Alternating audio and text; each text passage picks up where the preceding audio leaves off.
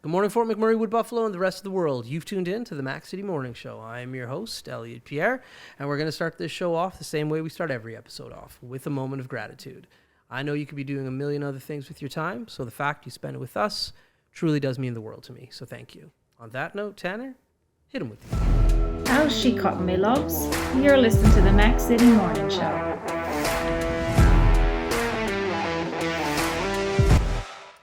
Right, and we are back. I'm excited about today's episode because it's my favorite type of episodes. It's when I have no idea who the person across from me is. So it's a complete stranger. So on that note, I think everybody at home knows by now I don't introduce my guests because they can do a better job at that than myself. So on that note, can you please tell everybody at home who you are and what you're about? Absolutely. Well, first of all, I just want to say thank you so much for having me today. It's an honor to be here. My name is Silvie Miller. I have lived and worked here in Fort McMurray for the past 8 years, pretty much exclusively in the social profit sector, and a wide variety of roles, organizations, and it's just been such a wonderful opportunity to be able to meet people and build relationships and really see what this community is all about. And I know that obviously Fort McMurray has a lot of reputations from other communities and across the country. But I can definitely say from my experience, there's so much value here because of the people that are here. There you go. Yeah. So which not-for-profit are you with right now? I'm actually transitioning. I just finished a position and I'm not able to release publicly my new position and where I'll be working, but very excited to announce that in the new year. But I have worked, like I said, at a bunch of different nonprofits, the Multicultural Association, the Hub Family Resource Center, the YMCA, Waypoints.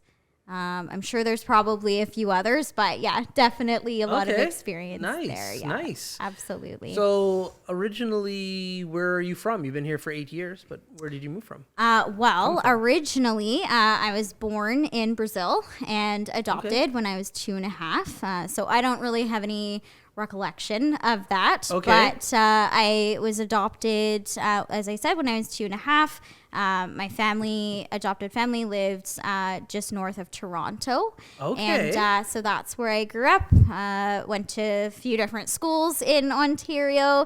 And then I moved out here almost 3 or 4 days, I think, after I graduated university with an ex-partner for his work, and immediately started into work and just realized the potential in this community. So very cool. So in university, what did you take? I took a bunch of different things. I was one of those people that, wasn't really sure exactly of what I wanted to do. And I guess that hasn't really changed. I've kind of just been as opportunities are presented and it feels like the right fit, then I go for it and then trust the next thing will be made clear to me. I did start a Bachelor of Social Work and then transitioned out of that program. I did just a general year, a Bachelor of Arts with Sociology and Psychology. And then I ended up finally finishing, I did a Bachelor of Education with a religious component, specifically specializing in children and family. When you say religious component, what does that mean? So just like a faith-based, so it was a Christian university. So just, faith-based biblical kind of lens as you're looking at education. Okay, very neat. Yeah. So then you come to Fort McMurray. Yep. And how did you get into the social aspect of the community and working in that absolutely area? So when I first moved here, I started working at the YMCA as an early childhood educator, and that helps you kind of get connected to the community right away. And like I said, it kind of just just been one of those people that as opportunities present themselves and I have a clear sense of that's the right thing for me, then I've, moved from one thing to another. So eventually I moved up to be a director of one of the childcare centers. Then I left the Y and went to another daycare and was a director there for some time. Then I went to the Hub and was there for almost 3 years as a family support worker and coordinator. Then I was at Waypoints for almost 3 years as the child and youth care center facilitator, helping to really kind of build what that center is going to be. Yeah. So yeah, I was going to say, and then obviously there's been a lot of volunteer opportunities as well. When you work in the social profit sector, that's usually something you're pretty passionate about. Yeah. And that was actually how, I guess, kind of perfect segue. That's how I ended up getting involved with CISM for communities, or critical incident stress management for communities, which is what I'm here today officially to be speaking about. Okay. But my history, I got involved with CISM for Communities just over 5 years ago. I was very involved in the helping professional field in the community, so I had heard about the organization and that they were offering training for individuals and for groups for critical incident stress management. Essentially, when a critical incident happens, how do you respond? Obviously something that I very much wanted to learn more about and was going to be directly applicable to my work.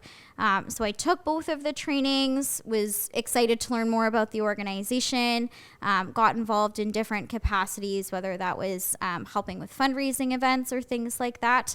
And then the organization actually recently has assumed new leadership. So there's a new executive director. There's a new board of directors, including myself. And it just seemed like the right time for me to kind of step into this new role and provide my experience and expertise within the community to the work that critical incident stress management for communities does. Which that work essentially, the organization exists to provide awareness, education, training, and support for a critical incident, as well as just in mental health in general. So one of the big things that we really want to communicate and clarify, because I know that there's been a lot of confusion over what that means, is we do not respond when an incident is actually taking place. We come in after the incident has been concluded. And so what would constitute an incident? Yeah, so there's so many different things that could be constituted as an incident. Really, anyone can contact us for that service, which is at no cost as well. But examples of that is, say, a bunch of firemen or paramedics have just responded to an extremely difficult situation at work, and they're feeling very escalated after. They could contact us, and then we could come in to either do individual or group intervention after. And really, the focus is to stabilize the individual or the group, make sure that they're safe, they have the physical things that they need, if there's any of those needs that need to be taken care of, and then we do follow up afterwards to see how the individual or the group is doing, and then be able to refer them to a higher level of care at that point. So we are by no means counselors, and I know sometimes that can be confusing for people, but we're really there as the front line emotional support for if there's been any sort of traumatic event that may have happened for anybody. Cool. A professional friend. A professional friend. There you go, Tanner. Nailing it. So how long has that organization been in the community? So CISM for Communities was originated in late 2014. So it has been around for quite some time. It was obviously very heavily involved in different initiatives after the wildfire. And that was when there was obviously a lot of funding that was available, and there was a bunch of trainings that were offered to the community, which was wonderful. That was when I had taken the training as well. And it's been very cool to see the progression. Like anything in Fort McMurray, people come and people go all the time, but it's just been, from my perspective of being involved in the organization before, to see where it's going now, just really exciting to see just the progression of growth and the potential. And right now, more than ever, I think everyone can, do some honest reflection and say the last almost 2 years have been incredibly difficult, without any question. And there is currently a huge mental health crisis, and we know that there's going to be even more so as we go forward in the months and years ahead. So the work that we're doing right now is critical, is essential to everyone's wellness. And we're just really passionate and excited to to help educate and equip people to be able to deal with their own crisis situations, as well as others. And I can say, I mean, obviously I've used the training in a bunch of different environments, but it's also very helpful for yourself when you find yourself in a crisis situation of how to de-escalate and make sure that you're stabilized and safe. So very cool. Very cool. Well, listen, Tanner just gave me a signal that it's time for the Mac City Minute. It's a segment where he's going to ask you some questions. Sure. I have no idea what he's going to ask you, so I wish you nothing but the best of luck. All right. Tanner, hit her with the Mac City Minute. Alrighty, question number 1. What is one thing that you learned about the community while working with nonprofits? Oh, man. One thing. That is a hard question. Just one thing. I would say the one thing that I've learned about working with people is you need to come into any environment with humility and openness and a willingness to just listen and meet people where they're at. No matter what the work you're doing, you might think that you know what's best, and you don't know what's best because you don't know the people that you're working with. And I always say that you are the expert of your life and your story, and that is true in any environment that we're working in. So it's just, I would say the most important thing, biggest thing I've learned is just to show up, be present for people, and allow them to communicate what their needs are and find out how you're able to support them in that. There you go. Question number 2. What is your biggest shock about getting to Fort McMurray for the first time? Oh my goodness. Biggest shock. Well, actually, I was just saying this to my partner the other day, but I remember when I first moved to Fort McMurray, I went to, I'm pretty sure it was Extra Foods at the time up in Timberlea, and I guess they were like reorganizing the whole store, and there was like birds flying, like a ton of birds flying around in the store, and it was like the most disorganized, chaotic space, and it was like, where on earth have I moved to? Like, I did not expect this at all. So it was just really, very kind of off-putting and shocking. And definitely it was like, okay, well, I'm trusting the other stores in town are not like this as well. And then obviously I found out that they were not. But it was just, a bit of a shock. I'm also not personally a fan of birds. I always end up being pooped on. Oh, really? So which apparently that's lucky, but I think people might say that just to help you not feel so bad. Yeah, that's the way of dealing with that crisis. Yeah, absolutely. Yeah, that's a whole other crisis. Yeah. Sounds like some crap luck. Right. Question number 3. What is something that the nonprofits in Fort McMurray do that is unique to the community? Unique to the community. Well, I will say, I mean, obviously, like I said, I have pretty much since graduating university have been exclusively working in this community, so I can't really comment on comparison to other communities. But something I've seen that this community does quite well is there is diversity in the types of organizations that are present and the work that's done. And I've seen a lot, especially over the last few years, a lot of emphasis and focus to avoid duplication and to be much more responsible with resources. And I think that's so important. If people are supporting something, they want to know that it is actually supporting the cause that they are intending it to, right. And that the money is going where it should be, and it's not being duplicated, or there's multiple people doing the same work. I think that's probably the best thing I can say about that. Question number 4. What is your biggest drive behind working in a career path that is helping so many people? I think for me, it just comes down to the fact that we're all human.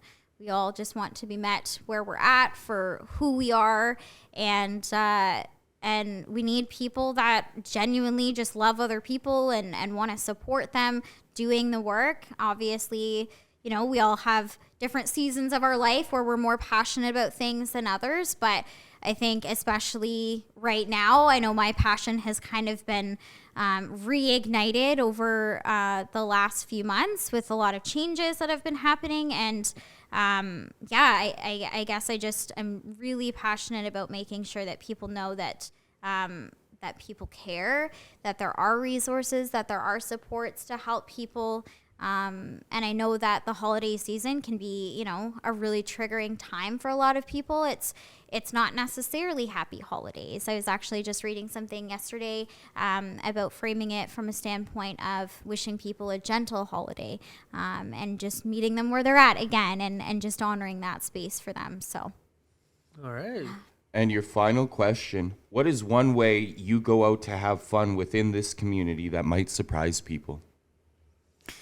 What do I do to go out to have fun? Well, obviously, the going out part in the community has changed a lot over the last 2 years. But in general, I was going to say I'm going to talk in normal times. Like I mentioned before, I love getting out to volunteer at various community events or just attending as a participant. I don't know if I do anything that's shocking, though. I wouldn't describe myself as doing any shocking behavior, but yeah, I was gonna say just being involved in the community, seeing what events or activities are coming up, getting involved however I can, encouraging other people to do that. I know one of the big things that people always say about me and my Facebook page is that I share a lot of community events and people find out about different things that are happening from my Facebook, which is wonderful because we know that there's tons of negativity on there. So if you can be spreading positive information for people, that's a really great thing. And those have been your 5 questions. There we go. Yeah, one of the shocking things, and I don't think it's shocking though, but I like to snowshoe. Oh, nice. I like snowshoeing. It's a lot of fun. It is. It's a really good workout. I actually have a pair of kid snowshoes, of course. Okay. But I've only been a few times because I can't find anybody else that actually is willing to brave the cold weather to go out, which to be fair, I'm not really a fan of going out if it's colder than -20 either. Okay. So sometimes that means that you don't get out much in Fort McMurray in the winter. Snowshoes are a lie. I feel lied to. I always thought like you'd put on snowshoes and you'd get to just like walk across the top of the snow. Oh no, like It's true. I put a pair on in school one time and then I was like, I'm still going just as deep. It's just wider now. What's the point? You're not going just as deep. You're not going just as deep.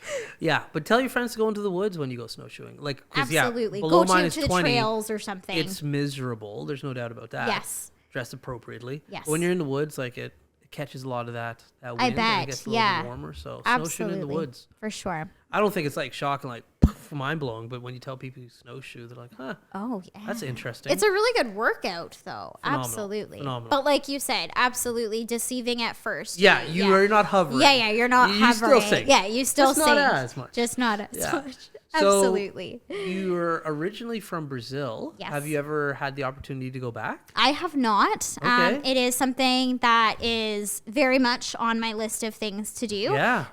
When my parents adopted me at the time, there was a bunch of different scenarios and situations where children that had been adopted had gone back to Brazil, and then there was issues with the government essentially trying to take them back as theirs. Oh, yeah. And my parents were just like, not no, happening. we're not going to even open that can of worms. So That's they were like, wait until you're over legal age. Right. And, you know, then I went away to university and moved here and whatever. So it just hasn't had the opportunity to happen yet. But it's definitely something I would love to go back for a decent amount of time, even like a month or something. I'd love to see if I'm able to pick up Portuguese again, learn the culture and go back. And I'd really love to do just some volunteer work in an orphanage or orphanages there, just to really get some perspective on like, this is where I came from. And I can see my life is so different now, right? So absolutely. We have different reasons for wanting to go to Brazil. Yes. Well, tell me what your reasons are. I want to go to Carnival. Carnival. Okay, yes. Like my parents, like I've had a layover in Brazil. My parents are from Guyana, South America. Okay. Just like shares the border. Yep. So I've been in the airport twice. Okay. But I've never been able to venture out. Venture out from the airport. Yeah, Brazil. hotspot, beaches, carnival. Yes. Like, yeah, the culture seems cool. But yeah, like yourself, I don't want to go for like a day or two. Like, Yeah. I want to spend some. Get a real some real time experience. there. Yeah. Absolutely. Cool. Carnival looks amazing. Yeah. Absolutely. Well, if it's anything like in Alberta, we have something called Kerry West. It's like a carnival. And then in Toronto, you have like the big throwdown. Totally. But yes. I'll show you some places that are quite like Carnival. Yeah. Yeah. I'll take you to a couple of places. Yeah, we're going to Ibiza. Yeah, we'll go to some big raves Yeah. that'll rival that. Give us a No tour. doubt. So, but yeah. Anyways, Tanner hit me with the watch a few minutes ago. So our 20 minutes is up. Oh, wow. I know, it flies. Oh, my gosh. That went so quick. I know. So before everybody leaves, though, they get a shameless shout out or plug. So the lights are on you, the camera's on you. You got the mic. Have fun. All right. Well, I just want to specifically highlight today from a CISM perspective that we have a brand new website. So please check it out. I just double checked before I came in today.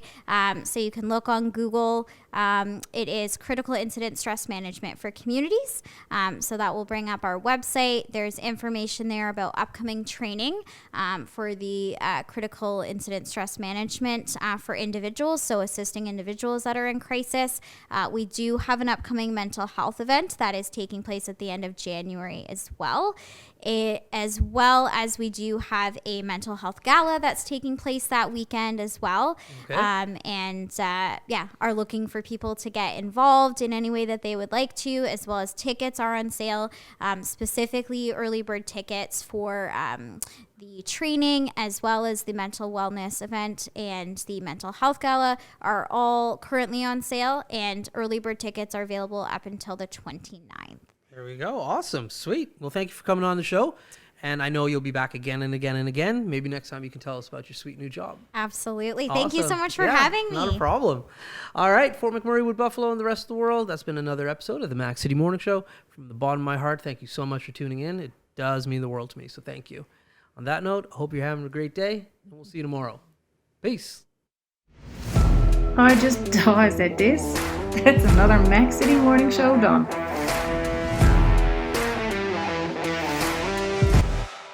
So ballistic!